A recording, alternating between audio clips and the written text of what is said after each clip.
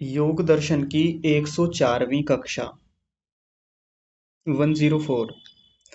इससे पहले हमारी 103 कक्षाएं हो गई हैं।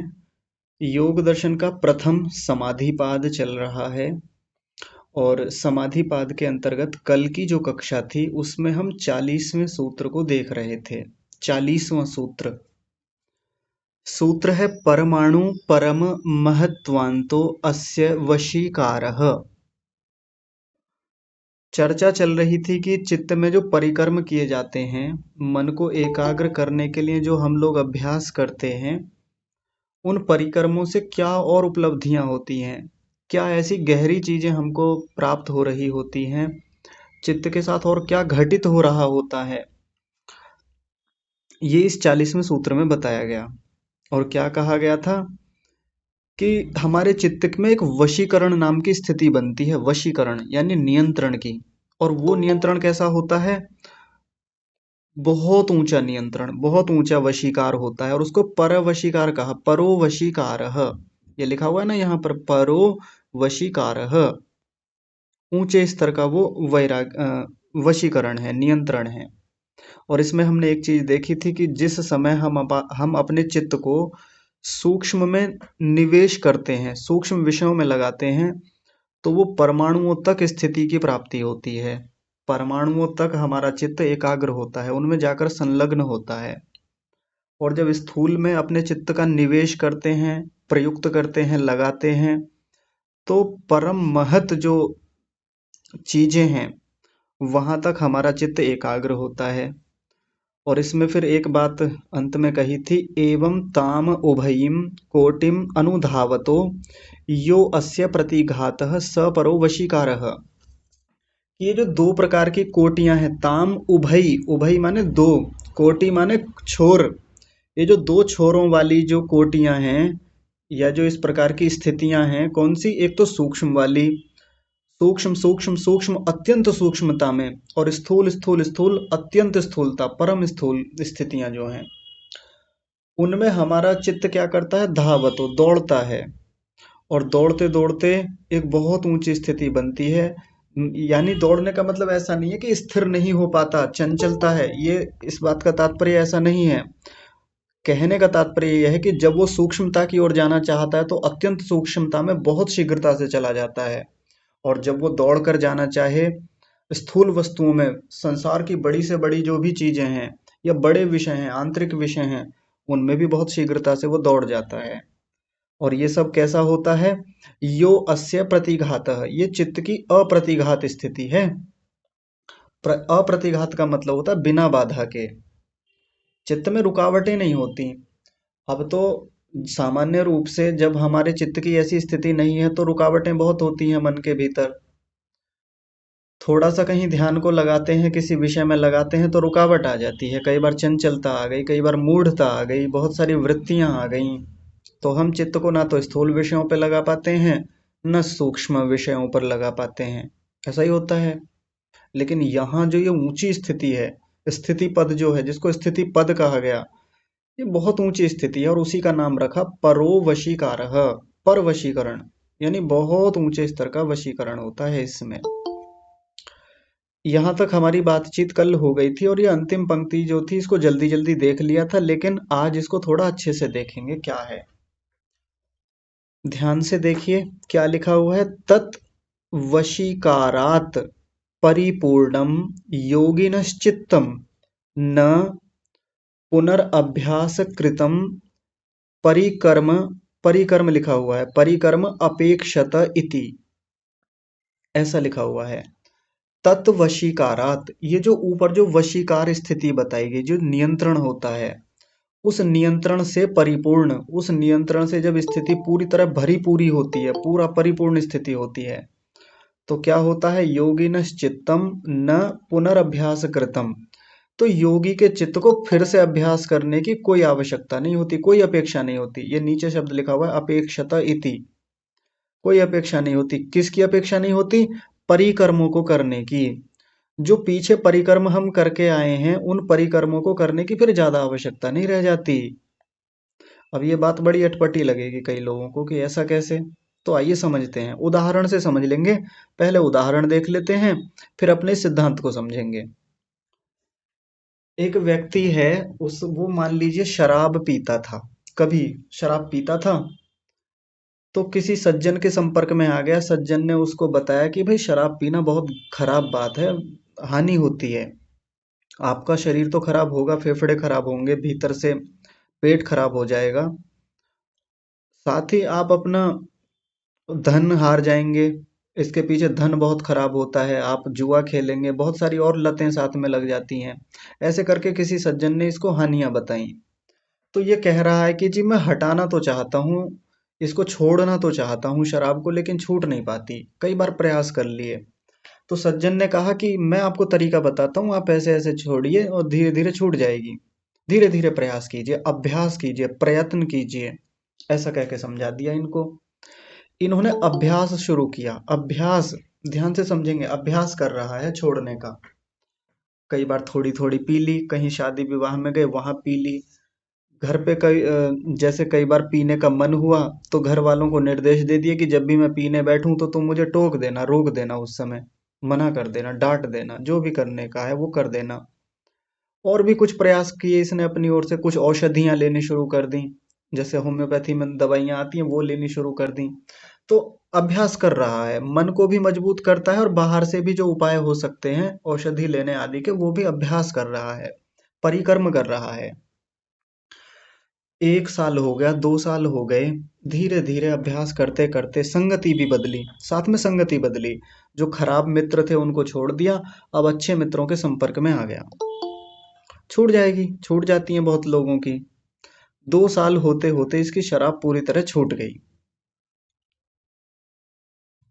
तो जब ये 2 साल बाद का जो व्यक्ति है, अब शराब सामने भी हो ना, तो अब इसको ऐसा कोई आता ही नहीं कि यार नहीं नहीं नहीं हटना है यहाँ से, ना ना ना ये खराब कर देगी, ना इसकी आदत फिर से लग जाएगी, फिर लत लग जाएगी, फिर से मुझे परेशान होना पड़ेगा। 2 साल बाद पूर्ण नियंत्रण की स्थिति है, जिसको वशीकरण कहा। पूरा वशीकरण है अपने मन पे, शराब रखी है सामने, ठेका खुला हुआ है, कोई अंतर नहीं पड़ता, मजे में निकल जाता है वहां से होते हुए। यार दोस्तों में बैठा हुआ भी है, वो शराब पी रहे हैं, ये आराम से अपना दूध पी रहा है, खाना खा रहा है मजे में, कोई अपेक्षा नहीं है भीतर से। भीतर से अब अभ्यास करने की आवश्यकता ही नहीं है, दवाई लेने की कोई जरूरत नहीं है। क्यों? नियंत्रण है अपने मन पर, चित्त पर, शरीर पर नियंत्रण है, जाता ही नहीं उधर, न मन जाता है न शरीर जाता है। पहले तो वो रोक ही नहीं पाता था अपने आप को, तो अभ्यास कर रहा था थोड़ा थोड़ा। एक समय पर अभ्यास किया ही जाता है, गलत चीजों से बचने के लिए, हटने के लिए, या अच्छे स्थानों पर जाने के लिए, अच्छे कार्यों, अच्छे गुणों में, अच्छी स्थितियों, अच्छी संगतियों में लगने के लिए व्यक्ति प्रयास करता है, परिक्रम करता है। बात समझ में आ रही होगी। लेकिन जब नियंत्रण हो जाता है तब उसको सोचना थोड़ी पड़ता है कि ना ना ना ना अब नहीं, उधर नहीं जाना चाहिए, मन उधर से हटाइए।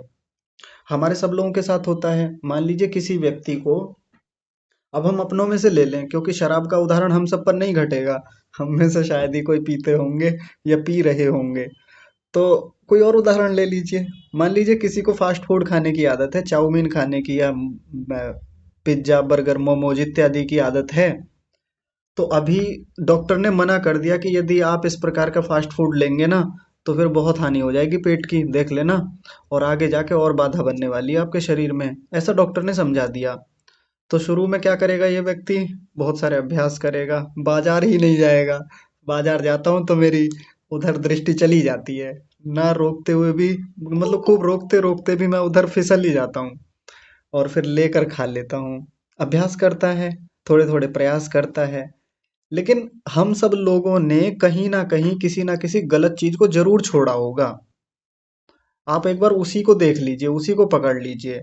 जब पूर्ण नियंत्रण की स्थिति हो जाती है तो बाजार से निकलें, कहीं भी हो, घर में भी वो चीज बन रही है ना, वो फास्ट फूड बन रहा है, मन ही नहीं होता जी। घर वाले जबरदस्ती भी खिलाना चाहें, यार दोस्त या बाकी संबंधी खिलाना चाहे ना, आता ही नहीं मन में, अजी अपेक्षा ही नहीं अब। और भीतर से अब अभ्यास भी नहीं करता व्यक्ति कि हटाना पड़ेगा, नुकसान कर देगी, ना जी ना, अब हटाओ, देखो मेरा मन फिसल जाएगा, ना इसे दूर करो, दूर करो, ऐसे होता ही नहीं, रखी है सामने, कोई दिक्कत नहीं है, वशीकरण है मन पर। एक और उदाहरण ले लेते हैं, बात पूरी तरह से स्पष्ट हो जाएगी। जैसे आज से लगभग 2012 के आसपास की बात है। उस समय कॉलेज में जैसे हमने जाना शुरू किया तो उसी समय राजीव दीक्षित जी को सुनना शुरू किया। पहली बार राजीव दीक्षित जी को कैसेट में सुना। कैसेट आती थी वो पहले, गोल वाली जो होती थी। तो राजीव भाई को सुनते सुनते क्रांतिकारी भाव जागृत हुए, आयुर्वेद के प्रति धीरे धीरे थोड़ी थोड़ी समझ बननी शुरू हुई। तो राजीव दीक्षित जी ने बताया कि चाय जो होती है वो बहुत हानिकारक होती है। चाय हमारे देश के वातावरण और प्रकृति के लिए ये चाय है ही नहीं। पश्चिम के देश, ठंडे देश यदि चाय पीते हैं तो उनके लिए चलेगा, हमारे लिए नहीं होती चाय, ऐसा सुना था। अब राजीव भाई को सुन लिया तो एक मन में उस समय युवावस्था थी तो उत्तेजना थी कि छोड़ देंगे, ये कर देंगे, वो कर देंगे, और वो छोड़ दी। लेकिन अब कहीं रिश्तेदारी में जाएं, कहीं संबंधियों में जाएं, किसी दोस्त के पास जाएं, या जहां हम रहते थे हॉस्टल में वहां भी रहें, अब किसी ने चाय बना ली तो वो मन फिसलता उधर को, क्योंकि चाय पीने की लत बहुत खराब थी हमारी, बहुत ज्यादा, बहुत चाय पीते थे, भयंकर। आप विश्वास नहीं करेंगे, हो सकता है आप लोग तो चाय 1 कप पीते हो, ज्यादा से ज्यादा 2 कप पीते हो। हमारे गांव में टिफिन होते हैं, टिफिन जिनमें खाना पैक करते हैं, बड़े टिफिन। इतना बड़ा टिफिन भर के चाय बनती है, क्योंकि गांव में तो यही माहौल होता है, कटोरा जैसा कहते हैं उसको, कटोरा भर के चाय पीते थे। अब सोचिए जिसकी इतनी आदत खराब हो, इतनी बुरी लत हो, वो कैसे छोड़ दे एकदम से। अभ्यास लगता है, प्रयास लगता है। राजीव भाई को बार बार सुनते, कैसे छोड़ी जाए इसके लिए और प्रयास करते। रिश्तेदारियों में धीरे धीरे जाना बंद कर दिया, या जाते तो उनसे पहले ही जाके निवेदन कर देते कि साहब चाय मत बनाना, पानी दे दीजिए, दूध हो दूध दे दीजिए, या कुछ भी मत दीजिए पर चाय मत लाना। ऐसे करके ये अभ्यास चल रहे हैं, परिक्रम चल रहा है। धीरे धीरे चाय छूट गई, कुछ ही दिनों में छोड़ दी थी, क्योंकि अभ्यास अच्छा था। चाय छूट गई और आज ये स्थिति है कि सामने चाय, अगर खूब भूख भी लग रही है हमको, कुछ भी स्थितियां हैं, कैसी भी चाय रखी हो, कितनी भी अच्छे से अच्छी स्वादिष्ट चाय, सुगंधित चाय, जैसी भी चाय, ऐसी चाय, वैसी चाय, कैसी भी चाय, मन जाता ही नहीं उधर, क्योंकि वशीकरण है, मन में वशीकरण है। मुख्य बात है कि अब किसी परिक्रम की अपेक्षा ही नहीं है, किसी प्रकार के अभ्यास की भीतर से अपेक्षा ही नहीं होती कि हटाना है चाय से। अगर चाय पी ली तो देखो फिर वो आदत लग जाएगी, फिर लत लग जाएगी, फिर भागना पड़ेगा, फिर नुकसान हो जाएगा शरीर में। अब वो अभ्यास की जरूरत ही नहीं है, अपेक्षा ही नहीं है, आवश्यकता ही नहीं है। वही बात यहाँ समझा रहे हैं महर्षि व्यास जी। वो कह रहे हैं कि जब वशीकरण परिपूर्ण होता है, तद वशीकारात परिपूर्णम योगिनश्चित्तम। योगी का चित्त जब उस वशीकरण से परिपूर्ण होता है, भरा पूरा होता है, पूर्ण नियंत्रण है अपने मन पर, जहां ले जाना चाहता है सूक्ष्म में या स्थूल में ले जाता है तुरंत। तो अब उसको न पुनरअभ्यास कृतम, फिर से अभ्यास करने की आवश्यकता नहीं होती। किसकी? परिकर्मों की। परिकर्मों की कोई अपेक्षा नहीं है, कोई अभ्यास की अपेक्षा नहीं करता। अब ये कैसे है ये बात, इसको समझते हैं थोड़ा सा। अभी तक तो मन को बांधने के लिए बहुत सारे उपाय कर रहा था। कौन से उपाय? जो पीछे हम पढ़ के आए हैं, 8-9 अभ्यास देखे पीछे, 8-9 परिक्रम देखे, कि मैत्री करुणा मुदिता उपेक्षा की भावना करिए तो मन एकाग्र हो जाएगा। आप स्वप्न ज्ञान का आलंबन कीजिए, निद्रा ज्ञान का आलंबन कीजिए, विशोका व ज्योतिषमती, ज्योतिषमती प्रवृत्ति का सहारा लीजिए, मन हृदय प्रदेश में ध्यान को लगाइए, नासिका के अग्रभाग पे धारणा लगाइए, या ये कीजिए, वो कीजिए, इतने सारे उपाय। अब अपेक्षा ही नहीं है उनकी, अब जरूरत ही नहीं है, चित्त ऐसा बंध गया है, चित्त पर पूरी नियंत्रण है। ऐसा, और इसका ये मतलब नहीं है कि वो मैत्री करुणा मुदिता अपेक्षा की भावना ही छोड़ देगा, वो रहेंगी। लेकिन जैसा पहले अभ्यास करना पड़ता था, उसको बार बार मैत्री के लिए प्रयास करता था, छूट जाती थी, द्वेष के भाव आ जाते थे, फिर मैत्री की भावना करता था, करुणा की भावना करता था, फिर अत्यंत करुणा में चला जाता था, फिर धीरे धीरे करुणा में लाता था। अब वो अभ्यास की जरूरत नहीं है। आप सोच रहे हैं कितनी ऊंची स्थिति है ये, किसी भी योगी के लिए, किसी भी साधक के लिए।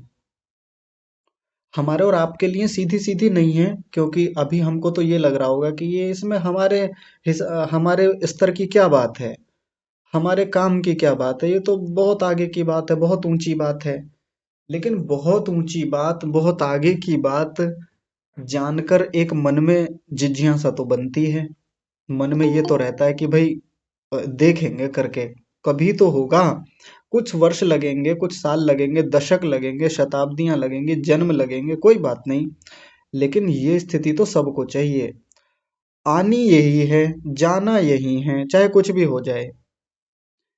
हाँ, चित्त को लाना तो इसी स्थिति में है, और अगर ये स्थिति नहीं आएगी वशीकार वाली, नियंत्रण वाली, जिसमें मन पर ऐसा नियंत्रण है कि सूक्ष्म से सूक्ष्म विषयों में और स्थूल से स्थूल, महान से महान स्थूल विषयों में भी चित्त हमारा शीघ्रता से लग जाता है, तो उसके लाए बिना तो जीवन का कल्याण होना संभव है ही नहीं।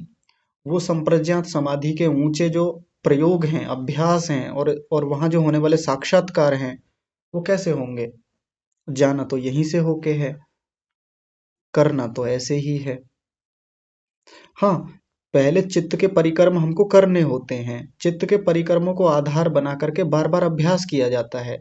नहीं लगेगा मन, मन भागेगा, मन दौड़ेगा इधर-उधर, मन स्थिर नहीं हो पाएगा, मन में बहुत सारी खराब चीजें बनेंगी, क्लिष्ट वृत्तियां बार-बार परेशान करेंगी, ये चीजें आएंगी, बाधाएं आएंगी। लेकिन अप्रतिघात स्थिति भी आएगी कभी ना कभी, जब निर्बाध रूप से हमारा मन स्थिर हो जाएगा, पूर्ण नियंत्रण की स्थिति बनेगी। ये है तात्पर्य। ठीक है जी। तो चिंता ना करें, जैसे चौधरी साहब हैं कक्षा में, कई बार थोड़ा सा वो परेशान जैसे हो जाते हैं विषय को लेकर के, कि ये बात समझ में नहीं आई कि ऐसा कैसे होता है, ऐसा कैसे हो जाएगा।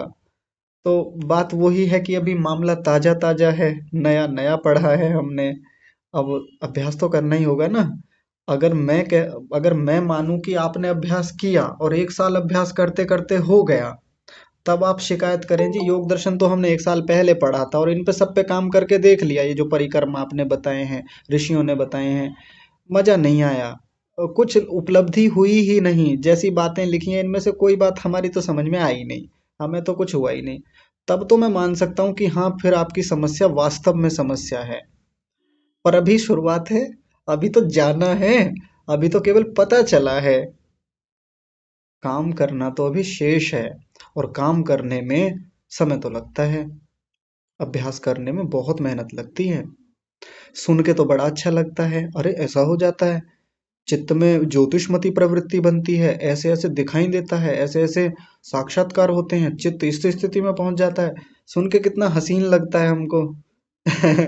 कितना ऐसा लगता है कि जैसे पारलौकिक बातें चल रही हूँ, ये भी हो सकता है हमारे साथ। लेकिन जब करने की बारी आती है, तो फिर दिक्कतें होती हैं। होंगी, बाधाएं आएंगी, लेकिन बाधाएं भी हटती हैं धीरे धीरे, प्रयास किया जाता है उनको हटाने के लिए भी।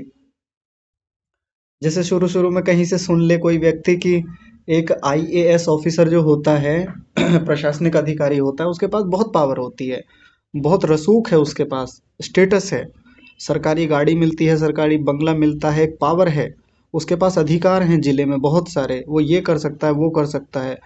तो जो व्यक्ति पहली बार उसके बारे में सुनता है, तो मन में ललक तो बनती है, मन में एक तीव्र उत्कंठा तो होती है कि प्रयास तो किया जाना चाहिए एक बार। सिविल सर्वेंट बनने के लिए तो वो प्रयास करता भी है, कई बार सफल होता है, कई बार असफल होता है, लेकिन प्रयास तो करके देखे। केवल सुन करके कि अरे ऐसा होता है, वैसा होता है, इतनी ताकत होती है उसके पास, तो क्या ही लाभ है फिर उस बात को जानने मात्र का। प्रयास करके देख लिया, हुआ हुआ, नहीं हुआ कोई बात नहीं। तो ये बातें यहाँ भी अप्लाई होंगी, इसमें योग में भी। तो ये 40वां सूत्र तो हमारा यही पूरा होता है। आज शुक्रवार है, कल शनिवार है, एक दिन बीच में है, और परसों रविवार को हम सबकी परीक्षा है, लिखित परीक्षा। और कई लोगों को थोड़ी सी समस्या है, जो लोग नए नए कक्षा में जुड़े हैं, उनको थोड़ी सी बाधा है कि हमारा पीछे का विषय हुआ नहीं है। तो परीक्षा किन किन सूत्रों को लेकर है, थोड़ी सी चर्चा कर लेते हैं उस पे। एक पुनर्अभ्यास हो जाएगा सबका, और आप लोगों की परीक्षा की तैयारी हो जाएगी। अभ्यास कर लेते हैं। तो देखिए, एक तो 12वां सूत्र है, 13वां है, 14वां है, 15वां है, और साथ में 16वां सूत्र है। तो आज इन 2-3 सूत्रों को देख लेते हैं, जो बचेंगे उन पर कल चर्चा कर लेंगे। तो एक तो आपका अभ्यास हो जाएगा, परीक्षा की तैयारी हो जाएगी। छोटे मोटे हिंट मैं यहाँ से दे दूंगा कि परीक्षा में कैसे कैसे क्या क्या आएगा, तो फिर आप और आसानी से देख लीजिएगा, अलग से समय निकालने की आपको आवश्यकता नहीं पड़ेगी, क्योंकि मैं जानता हूँ कि कक्षा में ज़्यादातर लोग घर गृहस्थी वाले हैं, तो बिजी शेड्यूल रहता ही है, व्यस्त रहते हैं। देखिए 12वां सूत्र किसको लेकर है? प्रश्न यहां से बन सकता है, अथ आसाम निरोधे का उपाय इति। पीछे से एक प्रकरण चला आ रहा था कि चित्त की वृत्तियों का निरोध करना चाहिए हमको। चित्त की वृत्तियां निरोध कर ली तो बहुत ऊंची ऊंची समाधियां होती हैं, आत्मा का साक्षात्कार होता है, परमात्मा का साक्षात्कार होता है। तो फिर किसी का प्रश्न खड़ा हो सकता है, कोई यहाँ से प्रश्न कर सकता है कि इनको निरोध करने के उपाय क्या हैं, वो तो बताइए। तो महर्षि पतंजलि जी ने 12वें सूत्र में वो उपाय बता दिए, चित्त की वृत्तियों के उपाय कौन कौन से होते हैं। दो उपाय बताए, एक तो अभ्यास और एक वैराग्य। सूत्र है अभ्यास वैराग्याभ्याम तन्निरोध, तत् निरोध। तत् माने उनका, उनका किसका, वो जो वृत्तियां हैं। निरोध माने रोकना, वो उनका निरोध कैसे होगा, उनको रोका कैसे जाएगा, अभ्यास और वैराग्य से। ये दो साधन हैं। अब अभ्यास क्या होता है और वैराग्य क्या होता है, इनको तो अगले सूत्रों में खोलेंगे, लेकिन यहाँ कुछ रोचक चर्चा थी जहां से सवाल और बन सकते हैं, प्रश्न बनेंगे। तो देखिए जल्दी जल्दी देख लेते हैं, क्योंकि ये विषय हमने पहले पढ़ भी रखा है। महर्षि व्यास जी कह रहे हैं, चित्त नदी नाम उभयतो वाहिनी वहति कल्याणाय वहति पापाय च।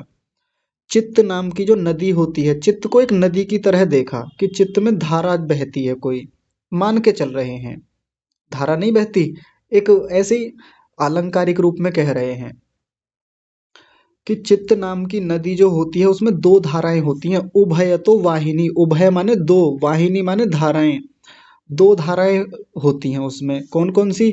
वहती कल्याणाय, एक तो कल्याण की ओर बहती है, उत्थान की ओर, उन्नति की ओर बहती है, ऊंचा ले जाती है, व्यक्ति को ऊपर ले जाती है।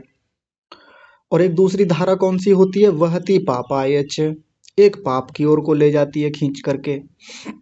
यानी ये चित्त ही ऐसा होता है जो हमको पुण्यों की ओर ले जाता है, और चित्त ही ऐसा होता है जो पापों की ओर ले जाता है, ये समझाना चाह रहे हैं।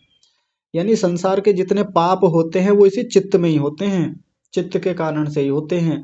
और जितने पुण्य कर्म होते हैं, अच्छे काम होते हैं, वो भी इसी चित्त के कारण से होते हैं। दोनों में ये चित्त ही सहायक होता है। निर्भर हमारे ऊपर करता है कि हमें अपने चित्त की धारा को किधर ले जाना है, किस दिशा में ले जाना है, कल्याण की ओर या पाप की ओर। ठीक है, एक बात हो गई। अब दूसरी बात देखिए क्या कह रहे हैं, या तो कैवल्य प्राग भारा विवेक विषय निम्ना सा कल्याण वह। या तो ये जो ये जो धारा है कौन सी? कैवल्य प्राग भारा, जो कैवल्य की ओर बहने वाली जो धारा है, कि जो कैवल्य की ओर ले जाती है। प्राग भारा का मतलब होता है ले जाती है, वहन करती है। वो कौन सी कैसी होती है?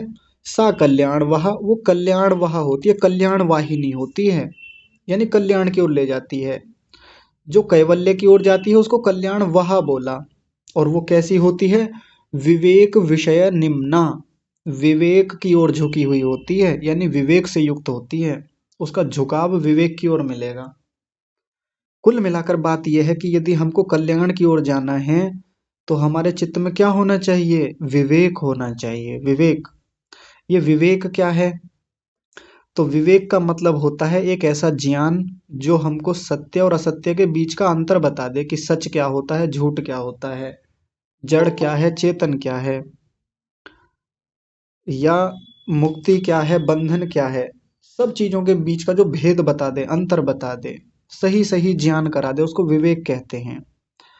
जैसे कई बार सामान्य रूप से कहा जाता है ना, व्यवहारिक भाषा में ही, कोई व्यक्ति है वो कई बार तो गलत रास्ते पे चला जाता है, कई बार सही रास्ते पे चला जाता है, कई बार वो गलत संगति में बैठ जाता है, कई बार अच्छी संगति में बैठ जाता है। तो बड़े बूढ़े डांटते हुए कहते हैं, अरे विवेक नहीं है क्या तुमने? बिल्कुल भी विवेक खो दिया, तुम्हें इतनी समझ नहीं है, इतना विवेक नहीं है कि कहाँ बैठना चाहिए कहाँ नहीं बैठना चाहिए, सही गलत की समझ ही नहीं रही तुम में, कि ये गलत है और ये सही है, ऐसा कहते हुए मिल जाएंगे। तो वो जो सही और गलत की समझ होना है उसी को विवेक कहा जाता है। और ये इतनी आसानी से नहीं आती, लंबे अनुभव से आती है, लंबे पठन पाठन से आती है, लंबे शंका समाधानों से ये समझ बनती है, ये विवेक आता है, तब व्यक्ति का चित्त कल्याणवाही बनता है। और वो किधर को ले जाता है? कैवल्य प्रागभारा, कैवल्य की ओर ले जाता है फिर हमको। ठीक है, एक बात हो गई, एक धारा उधर को बहती है कल्याण की ओर, उसकी बात हो गई। दूसरी धारा किधर को जाती है उसके बारे में कह रहे हैं। संसार प्रागभारा विवेक विषय अविवेक, विवेक नहीं है अविवेक है, संधि विच्छेद करेंगे तो यहाँ अविवेक बनेगा। अविवेक विषय निम्न पाप वहा। दूसरी धारा किधर को ले जाती है खींच करके? संसार की ओर। संसार प्रागभारा, संसार का मतलब हो गया कि वो बंधनों की ओर ले जाती है हमको। एक होता है कैवल्य, एक होता है संसार। भाई ये संसार जो है जहाँ हम लोग हैं अभी, ये बंधन ही है हमारे लिए। वास्तव में हम लोगों का जो एक असली स्थान है रहने का, वो तो कल्याण ही है, वो तो कैवल्य है, मुक्ति है। यहाँ तो हम फंसे हुए हैं, ये तो हमारे लिए बंधन है। संसार जो है ये, जहाँ शरीर का बंधन है, जहाँ प्रकृति का बंधन है, जहाँ कर्माशयों का बंधन है, जहाँ संस्कारों का बंधन है, कितने सारे बंधन हमारे साथ चिपके हुए हैं इस समय।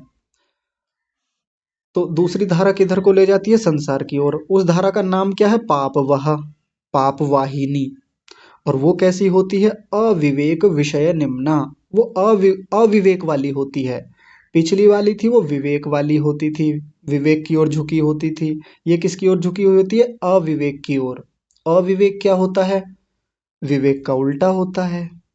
विवेक तो हो गया अच्छे बुरे की समझ, और अविवेक हो गया जिसको अच्छे बुरे की समझ ही नहीं है।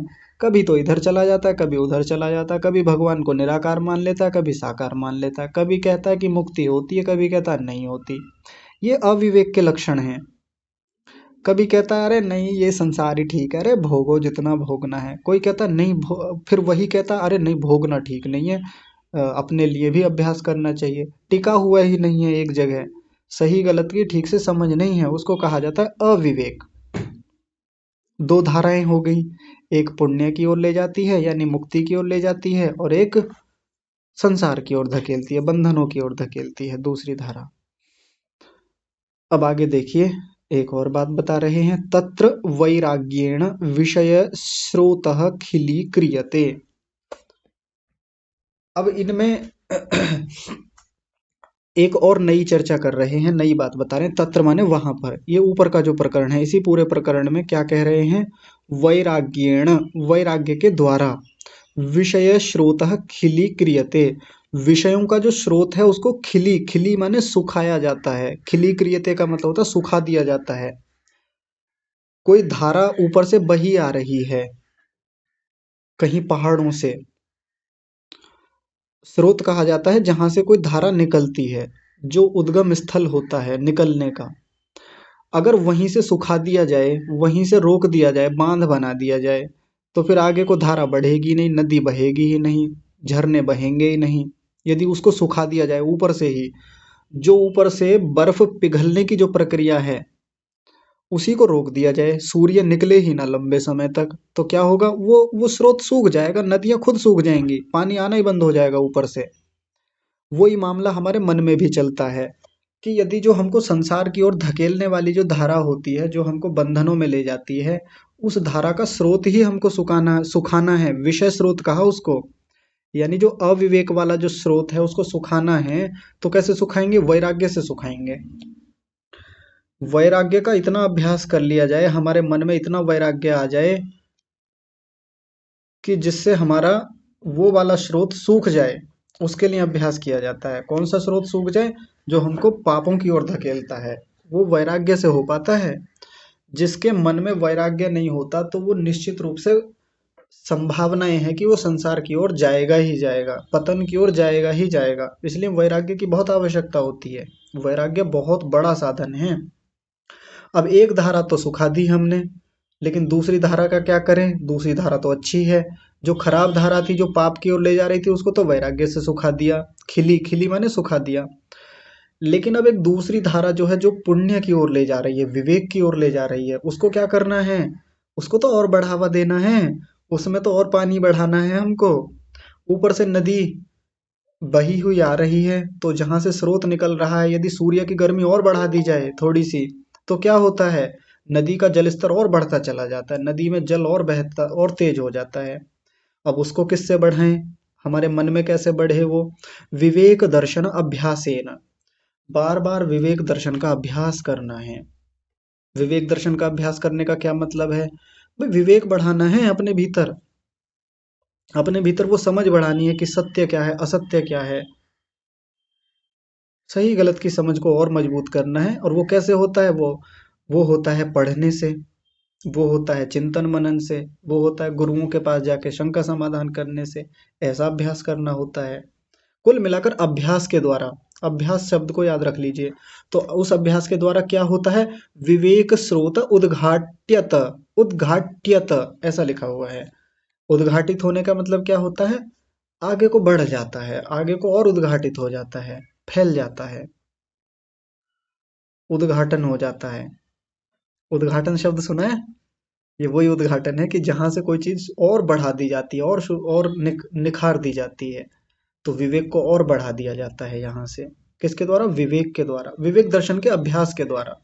बार बार और अभ्यास करना, बार बार सत्य के लिए, बार बार और ज्ञान बढ़ाने के लिए व्यक्ति प्रयास करता है और अभ्यास करता है और चिंतन मनन करता है।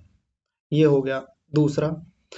अंत में बस एक बात कह दी, इति उभय अधीन चित्तवृत्ति निरोधः, ये जो चित्त वृत्तियों का निरोध होता है, जिन चित्त की वृत्तियों को रोका जाता है, ये किसके अधीन होता है, इन्हीं दोनों के अधीन होता है। किसके, वैराग्य और अभ्यास के अधीन। वैराग्य कर लें और अभ्यास कर लें, इसी से चित्त की वृत्तियां रुक जाएंगी। केवल वैराग्य कर लें उससे भी काम नहीं चलेगा। भाई वैराग्य तो हो गया, और वैराग्य होने से गलत संगति में जाना छोड़ दिया हमने, हमारा मन अब विषयों की ओर नहीं जाता, संसार की ओर नहीं जाता, कर्माशयों का बनना रोक दिया हमने, बुरी वृत्तियां रोक दी।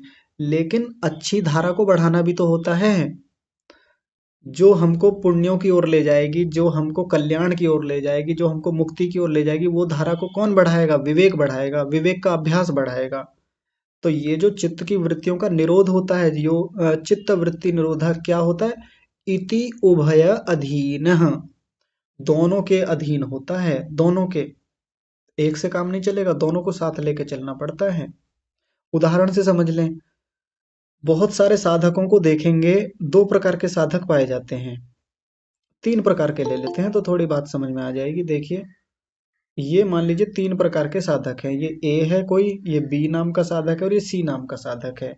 ये ए नाम का व्यक्ति हमेशा अभ्यास में लगा रहता है, वैराग्य से इसे कोई मतलब नहीं है, केवल अभ्यास, हमेशा अभ्यास, योग अभ्यास में लगा रहता है, हमेशा ये पढ़ लूं वो पढ़ लूं, विवेक दर्शन के अभ्यास के लिए निरंतर प्रयत्नशील रहता है, चिंतन मनन शंका समाधान पढ़ना पढ़ाना ध्यान ये सब चीज में लगा रहता है। एक बी नाम का व्यक्ति है, उसे पढ़ने पढ़ाने से ज्यादा मतलब नहीं है, चिंतन मनन की विवेक क्या होता है उससे कोई मतलब नहीं है, बस वैराग्य चाहिए जी, जीवन में वैराग्य आ जाए, कैसे भी करके इन विषयों से हटना है। इसको अभ्यास से कोई ज्यादा मतलब नहीं है कि चिंतन मनन करना है, पढ़ना है, योगाभ्यास करना है, ध्यान में बैठना है, वृत्तियों को रोकने के लिए प्रयास करना है, चित्त की प्रशांत वाहिता के लिए अभ्यास करना है, इससे ज्यादा कोई मतलब नहीं, बस वैराग्य आ जाए, संसार को छोड़ना चाहता है। लेकिन सी नाम का एक व्यक्ति है जो अभ्यास और वैराग्य दोनों को साथ लेकर चलता है, अभ्यास जितना करना है उतना करता है, साथ में वैराग्य के लिए भी प्रयास इसके चलते रहते हैं, जहां जहां विषयों से नियंत्रण करना चाहता है वहां कर लेता है। वैराग्य को समझेंगे आगे क्या होता है, और हमने समझा भी है, इस पर लंबी चर्चाएं हुई हैं वैराग्य पर, लेकिन आगे वो विषय आने वाला है अभी। तो अभ्यास भी करता रहता है और वैराग्य के लिए भी प्रयासरत रहता है। इनमें सबसे अच्छा व्यक्ति कौन है, हम किसको वास्तव में योगाभ्यासी मानेंगे, इस सी नाम के व्यक्ति को। ये लगा रहेगा पूरा जीवन भर, बहुत सारी उपलब्धियां हो भी जाएंगी, लेकिन अंततः जो चाहिए वो नहीं मिल पाएगा इसको, कहीं ना कहीं जाके पटखनी लगेगी, कहीं ना कहीं जाके गिरेगा फिर से। ये बी नाम का व्यक्ति जो है बहुत ऊंची स्थितियां बना लेगा, हमको लगेगा कि अरे बड़ा ऊंचा वैरागी व्यक्ति है, लेकिन अभ्यास है ही नहीं है इसके जीवन में, करता ही नहीं है, तो ये भी उतना दूर तक नहीं जा पाएगा, आगे जाके कहीं ना कहीं पतन होता है, गिरता है व्यक्ति, लौट के आता है फिर से वापस। बहुत सारे लोग लौटते देखे जाते हैं जो वैराग्य के कारण घर छोड़ दिया या अन्य स्थितियां बना ली, अभ्यास है ही नहीं जीवन में प्रशांत वाहिता के लिए। ये वाला व्यक्ति सॉलिड है, एकदम ठोस रूप में आगे बढ़ता है, कहीं कोई पतन नहीं होता, यदि ठीक ठीक अभ्यास करे, ठीक ठीक वैराग्य को लेके आगे बढ़े तो। ये सावधानियां होती हैं दर्शन पढ़ते समय, शास्त्र पढ़ते समय। कोई बहुत मोटी मोटी बात मतलब कोई बारीक बात ऐसी थोड़ी लिखी हुई थी यहाँ पे इस अंतिम पंक्ति में, लेकिन बहुत गहरी बात लिखी हुई है जो हमको दिख नहीं रही है सीधे सीधे। उभय अधीन चित्त वृत्ति निरोध, चित्त की वृत्तियों का निरोध दोनों के अधीन होता है। अब हम देख लें अपने आप को, खुद से देख लें। अच्छा, जिस समय हमने ये पढ़ा था हो सकता है उस समय ये उतनी समझ ना हो, पहली पहली बार सुनकर चीजें उतनी जल्दी दिमाग में नहीं घुसती, लेकिन आज जब दोबारा से अभ्यास हो रहा है इसका, तो थोड़ा सा झटका तो लग रहा होगा, थोड़ा सा लग तो रहा होगा कि यार इस पे तो ध्यान उतना गया नहीं था। लेकिन आप मुझे दोषी भी ठहरा सकते हैं, आपने पहले तो ऐसे नहीं बताया था, ऐसे ही बताया था पहले भी। पर जब पहली पहली बार कोई चीज पता चलती है तो सारी बातें एकदम से नहीं आती दिमाग में, क्योंकि पहले तो विवेक का ही पता नहीं था, वैराग्य का ही पता नहीं था। अब विवेक का पता चल गया है, ज्यादातर भी वैराग्य का पता चल गया है, तो अब इसको जब दोबारा अभ्यास कर रहे हैं, दोबारा देख रहे हैं इस विषय को, तो अब नई समझ बन रही है। ये 12वां सूत्र इतना ही है। यहाँ से कई प्रश्न बनेंगे आपके परीक्षा में जो आएंगे, और इस बार प्रश्न बहुत बारीक बारीक शब्दों को लेकर भी पूछे जाएंगे, तो थोड़ा आप ध्यान से देखिएगा। 14वां सूत्र अभ्यास को लेकर है कि अभ्यास कैसा होता है, अभ्यास होता क्या है, उसको लेकर चर्चा कल करें। चलिए कल कर लेंगे इसको लेकर चर्चा, कल अब इन सारे सूत्रों को देख लेंगे, जल्दी जल्दी हो जाएगा पूरा। यदि किसी को कोई प्रश्न हो ना, इन पांचों सूत्रों में से किसी को कोई बात ना आ रही हो समझ में, कि जी हमें ये समझ में नहीं आ रहा है बिल्कुल भी, आप कभी भी पूछ सकते हैं, व्हाट्सएप पर पूछ लें, कक्षा में पूछ लें, अतिरिक्त कैसे भी पूछ लें, जैसे आपको मन करे। ठीक है, आज का विषय इतना ही रखते हैं, फिर मिलते हैं कल यथा समय। हाँ, एक बस एक अंतिम निवेदन, बस सुन लीजिए, अभी मत जाइएगा। कक्षा हमारी 2 बजे शुरू हो जाती है, मोटा मोटा मान के चलें तो, वैसे तो पहले ही हो जाती है 2 बजे से शुरू, और 2:05 पर हमारी वो प्रार्थना या निर्देशन आदि वो सब होते हैं। लेकिन एक बड़ी खराब बात जो मुझे लगती है व्यक्तिगत रूप से, मैं सही कह रहा हूँ, एकदम खराब लगता है, वो ये है कि 2:10, 2:12, 20 मिनट तक भी, और 20 छोड़िए 30-35 मिनट तक भी आते रहते हैं। अगर बहुत मजबूरी है, व्यस्तताएं हैं, उस बात को रख देते हैं एक तरफ। लेकिन यदि उपेक्षा करके, हल्के में लेकर के अगर आप ऐसा कर रहे हैं, तो आपका बहुत कुछ छूट जाता है। हानि आपकी है, मेरी थोड़ी है।